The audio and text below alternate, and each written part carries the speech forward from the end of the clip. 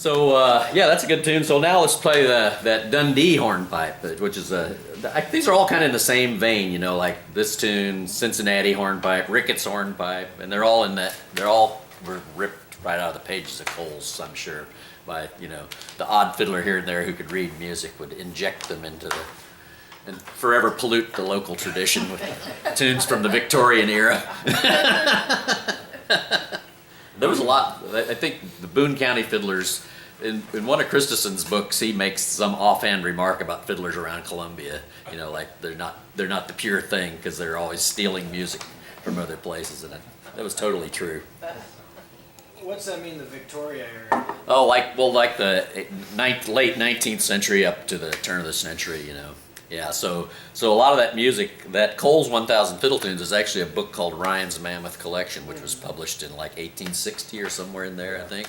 And so, and a few people had Ryan's. That guy who taught George Morse had a copy of Ryan's because George talked about it. But all the old fiddlers, when it was republished by M.M. Cole in Chicago, published it in the 40s, they took the plates right directly from Ryan's, and Ryan's was a kind of a landscape format book with 4 pages to the tune, and Cole's is portraits format with 8 pages to the tune. They just literally took the pages and stuck them together, and they threw away 17 tunes too, because Cole's is 1,000 fiddle tunes. I guess that sounded better, you know, for marketing purposes.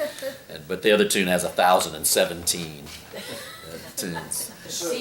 The secret 7. Yeah, actually somebody should put out a CD of the 17 tunes that aren't in Cole's. You know? Except they're probably maybe really awful tunes.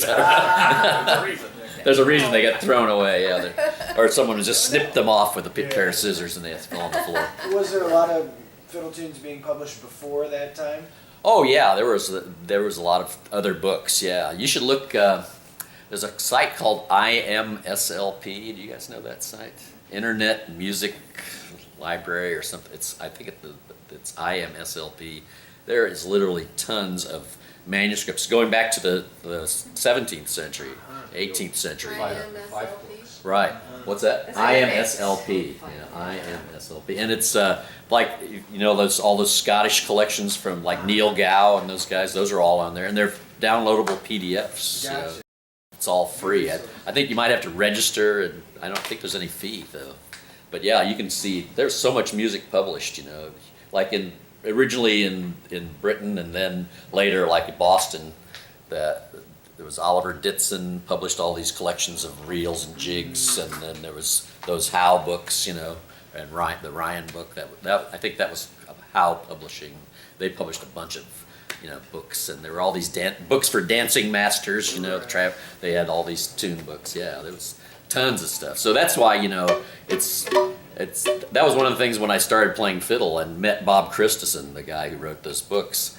Like, I started really getting interested in where the tunes came from, because, you know, and try to figure out what tunes really are, you know, Missouri tunes and which tunes came in from some other source, you know. It's fun, you know, because you dig back and then you say, oh wow, that's really a Scottish tune. It's 300 years old, you know.